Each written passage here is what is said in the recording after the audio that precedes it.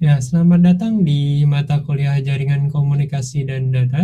Pada modul kali ini, kita akan mempelajari yang namanya routing protokol.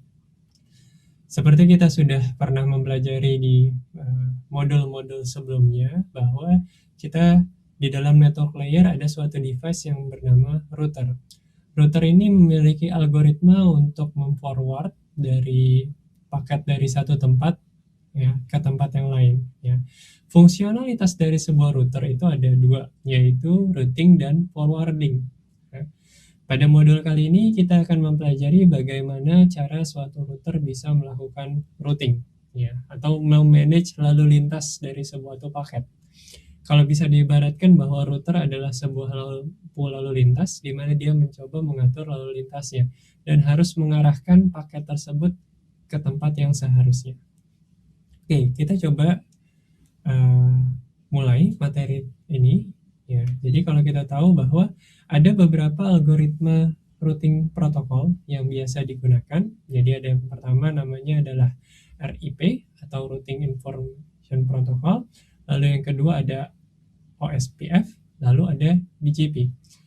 Nah, di dalam AS routing ya, atau bisa kita bilang suatu autonomous system ya, di dalam autonomous system itu ada dua yang biasa digunakan, yaitu RIP dan OSPF. Ini adalah dua algoritma yang biasa kita gunakan untuk melakukan routing di dalam autonomous system kita. Karena kan seperti kita tahu bahwa suatu internet itu terdiri dari beberapa autonomous system ya. Misalnya ini kita punya router, ini router AS yang pertama, ini AS yang kedua, ini AS yang ketiga di sini.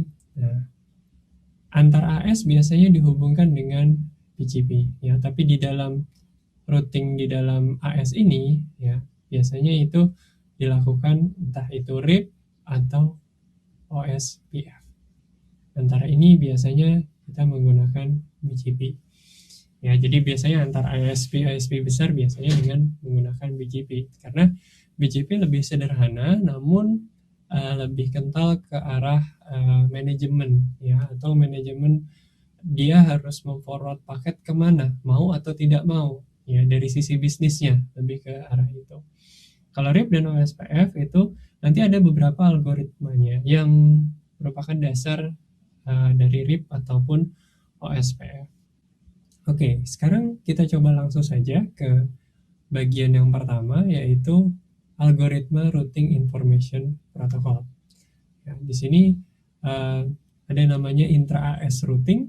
Ya, di sini routing information protocol, ada open source path first, ada interior gateway routing protocol. Ya, itu yang dimiliki oleh Cisco.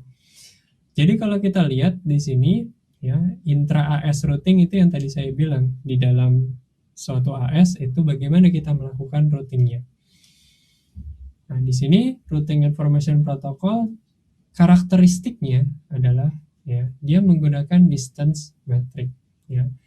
Di sini menggunakan DV atau distance vector ya, distance vector.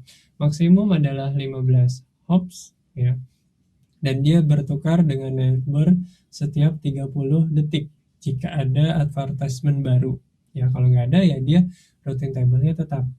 Nah, di setiap router ini ya, dia punya tabel. Tabel kemana dan harus dari mana dan kemana kita harus memforward paket ya. Nah, di sini misalnya antara dari paket A di sini destination subnet ada subnet U, ada subnet V, ada subnet W, ada X, ada Y, dan ada Z. Kita mau forward paketnya ke arah yang mana? Gitu. Nah, dari sini kalau kita mau ke subnet U dari A, hopsnya itu atau lompatannya itu 1. Sedangkan kalau kita mau ke V di sini, ya kita harus lewat A dulu dan kita harus lewat B dulu. Tuh. Ya, di sini. Kalau kita mau ke Y di sini, ya kita harus lewat A, C, D dulu atau A, B, D dulu. Terus di sini X. X juga sama. Kita mau lewat A ke C ke D terus ke X, atau misalnya kita mau ke A ke B terus ke D, terus ke X. Ya. Jadi ada tiga hopping. Ya. Nah, bagaimana memilih hopping yang paling optimal? Nah, itu yang kita lakukan dengan menggunakan routing protokol. Ya. Yang biasanya dia akan melihat weight paling rendah atau cost paling rendah. Ya. Cost paling minimum. Cost paling minimum diibaratkan dengan apa? Biasanya kalau kita mencoba kemarin, di modul yang kemarin kita coba namanya trace route. Nah, trace route ini kan ada waktunya, millisecond, 1 millisecond, 2 millisecond, 3 millisecond. Ya. Jadi ada waktu. Waktu inilah yang menjadi pertimbangan biasanya. Dan waktu biasanya merepresentasikan jarak juga. Ya, jarak yang paling dekat atau waktu yang paling cepat, pingnya paling cepat atau ICMP message yang sampai paling cepat itu biasanya yang akan dipilih oleh si router untuk dilewati. Ya. Nah, ini adalah salah satu contohnya, ya, contoh simpel. Nanti kita akan masuk ke contoh yang lebih advance. Ya, kalau kita lihat di sini, misalnya dari Z, next routernya adalah B dengan hop ke destination-nya adalah 7, weight-nya adalah 7. Nah, kita tujuannya adalah ke subnet Z di sini. Ya, kita punya tujuan ke subnet Z. Routing table ini adalah routing table yang dimiliki oleh router D. Ya. Jadi router D itu punya informasi kalau mau ke subnet Z, ya, dari sini kita mau ke subnet Z, kita harus hopnya itu ke destination adalah 7 misalnya. Nah, misalnya ada advertisement baru di sini. Ya, advertisement baru atau dia dapat input informasi baru. Ya, misalnya ada A ke D. A-nya me-advertise ke D bahwa ke Z itu bisa lebih cepat loh kalau lewat C. Hopsnya lebih rendah, yaitu 4. Gitu. Nah, dia juga menghitung nanti kalau dari D ke A itu berapa, ya, terus dari A ke C berapa, dan C ke Z-nya itu berapa. Kalau dibandingin antara 7 dan 4, ya. Namun kita belum tahu kira-kira dari D ke A berapa. Ya. Misalnya 1, ya. Dia akan berubah, ya.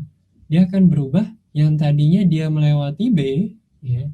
Yang tadinya dia melewati B dari D ke B dulu, ke sini, terus ke Z terakhir, dia berubah lewat dari D ke A, ke C, baru ke Z. Gitu. Update ini akan dilakukan oleh si router, ya, karena router akan mencari jarak yang memiliki cost paling rendah. Ya. Cost paling rendah itu ya bisa dibilang jarak yang semakin rendah atau waktu ping yang jauh lebih rendah. Ya. Itu yang dilakukan oleh suatu algoritma routing protokol. Ya, di sini RIP. Namun lebih jelasnya lagi kalau kita lihat, ya, di sini jika tidak ada advertisement 180 detik, ya, dia akan merouting via neighbor, terus new advertisement juga dikirimkan lewat tetangga, ya. Jadi kalau kita lihat routing information protocol ini lebih mengutamakan neighbor, ya. Kenapa? Karena dia memiliki sifat di sini yaitu decentralized, ya. Artinya masing-masing neighbor itu saling berkomunikasi satu sama lain. Ya. Dia akan mendapat informasi dari tetangganya. Jadi bisa dibilang ini adalah dari kuping ke kuping, ya, dari neighbor ke neighbor. Jadi decentralized.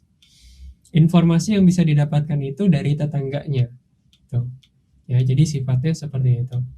Ini adalah salah satu contoh, ya. Misalnya kita punya X, router Y, dan router Z. Kita bisa tahu bahwa kalau misalnya saya mau dari X ke Y, itu yang paling dekat adalah cost-nya 2. Apakah saya bisa ke X ke Y dan yang lain? Bisa. X ke Y, terus ke Z, terus ke Y lagi. Ya. Sorry, bisa lewat X, Z, Y. Jadi nggak perlu pakai untuk Ya bisa langsung ke Y atau bisa ke X, Z, Y. Itu memiliki cost sebanyak 8. Ya. Kita pilih yang mana? X sama dua-duanya sama-sama X ke Y. Pasti kita pilih yang costnya paling kecil. Ya, itulah. Nah, prinsip kerja dari RIP ya ketika kita berada sebagai di dalam kacamata router, yang pertama kita lakukan di sini adalah kita mendefinisikan tabel di setiap routernya. Jadi ada router X ya, ada router X di sini. Ini adalah node X untuk tabel. Lalu ada router Y di sini. Router Y dia punya tabel juga. Terus ada router Z di sini, dia punya tabel juga. Ya. Masing-masing router itu memiliki tabel, sama seperti algoritma lainnya. Ya, masing-masing router itu punya tabel. Nah, sekarang dari tabel-tabel ini kan sudah punya masing-masing. Ini adalah inisialisasi yang pertama. Ya. Inisialisasi yang pertama yang dilakukan adalah dia akan melis ya apa yang nyambung ke dalam tempatnya dia. Karena ini berdasarkan tetangga. Kita memakai routing information protocol. Kita lihat dari X ke X, cost-nya berapa? Nggak ada cost, karena dia ke dirinya sendiri, 0. X ke Y, dia cost-nya 2. Benar nggak? X ke Y, yang dekat ke X ini, jadi anggaplah kita belum mengetahui bagian yang ini. Ya. Jadi kita belum tahu daerah yang ini, kita belum tahu. Kita baru di node X saja. 0, 2, ke Z bisa nggak? Oh, ke Z bisa dengan cost 7. Oke, saya buat di tabel saya 0, 2, 7. Yang lainnya, ya, di sini dari Y ke X, oh saya tidak punya informasi. Sama, Y ke Y, saya nggak punya informasi. Ya, karena saya baru inisialisasi pertama. Y ke Z, saya juga nggak tahu, makanya di sini dibilang tak hingga. Z juga, dari Z kemana-mana saya juga nggak tahu. Oke, itu untuk di router si X. Oke, sekarang kita beranjak ke router Y. Ya, Y punya tabel di sini. Yang diketahui oleh Y adalah dari Y ke router yang tetangganya, yaitu ke Y ke X dan ke Z. Jadi kita bisa punya Y ke X 2, terus Y ke Z itu 1. Kalau ke sendirinya kan 0. Oke, nah berikutnya, ya, di router berikutnya kalau yang lain sama, dia belum punya informasi, jadi dibuat tak hingga. Oke, sekarang kita coba untuk lihat di router si Z. Ya. Z sama juga, dia cuma tahu informasi ke dirinya sendiri, dari Z ke X itu 7, dari Z ke Y itu 1. Nah, ini adalah di inisialisasi pertama ya. Jadi ini secara simultan pertama, walaupun saya jelasinnya secara sekuensial, tapi secara simultan pada saat router ini nyala, dia akan melihat tetangganya. Initial step pertama, dia akan ngelihat tetangganya. Masing-masing tahu informasi akan tetangganya, tapi belum penuh ya. Informasi keseluruhan belum ada ya, masih dari tempatnya ke tetangganya saja. Oke, itu adalah step yang pertama. Berikutnya, kalau step yang kedua berjalan, ya, dia harus mengupdate informasinya. Ya. Di sini kalau kita lihat distance X ke X, ya, itu 0. Ya, seperti kita tahu bahwa cost-nya adalah 0. Di sini pakai Bellman-Ford equation, ya. Kalian kalau mau lebih detailnya bisa lihat di buku pedoman kita. Ya, di sini kita lihat distance dari X ke Y. Ya, distance dari X ke Y, kita lihat minimum cos X ke Y, ya, terus distance Y X, CXZ, jadi dicari yang paling minimum di sini. Ya, kalau kita lihat yang paling minimum antara X ke Y, jadi kita mau tahu yang paling minimum X ke Y, yaitu yang ini, X ke Y, itu adalah yang pertama X ke Y, CXY, ya, yaitu 2. Ya. Terus di sini ada DYY, ya artinya dari Y ke Y, otomatis dia nilainya 0. Ya. Terus di sini dari Y, terus dia bilang CXZ ya. Jadi kan kalau ke Y itu bisa lewat Z juga kan, bisa ke Z terus balik lagi ke Y. Dari Z, jadi kan kita bisa X, Z, terus Y. Atau X terus Y. Nah di sini dia baca dulu dari X ke Z berapa sih? X ke Z itu 7 ya. Terus dari Z ke Y berapa sih? Dari Z ke Y, oh 1 ya. Jadi di sini 1 ya. Jadi 1 ditambah 7 di sini. Nah, kita bandingkan minimum antara 2 dengan 7 tambah 1 ya. Antara 2 sama 8 itu kira-kira lebih kecil mana? Yaitu 2. Tuh. Ya. Jadi setelah inisialisasi pertama, maka dia mulai menghitung. Oke. Nah, ini masih di inisialisasi berikutnya, yaitu yang sesudah pertama ya. Di sini ada XY, terus ada XZ ya. Dia mengkalkulasi lagi. Jadi pada saat iterasi kedua di sini dia mengkalkulasi XZ-nya di sini dia lihat minimum CXY. Jadi CXY-nya berapa sih? X ke Y itu ternyata 2 ya. Terus di sini X, dari X ke Y ke Z ya, kan bisa kita dapatkan X, Y, Z. Nah, jadi dari X ke Y-nya dulu ditambah dengan DYZ ya, dari distance dari Y ke Z di sini 1 ya, otomatis 2 ditambah 1 ya, 2 di sini terus tambah 1. Lalu dibandingkan dengan di sini CXZ ya, CXZ mana? CXZ, kalau kita lihat CXZ itu bernilai 7 ya, ditambah dengan DZ-nya 0 ya, DZZ ya. Jadi X ke Z itu bisa langsung, tapi cost-nya 7 gitu.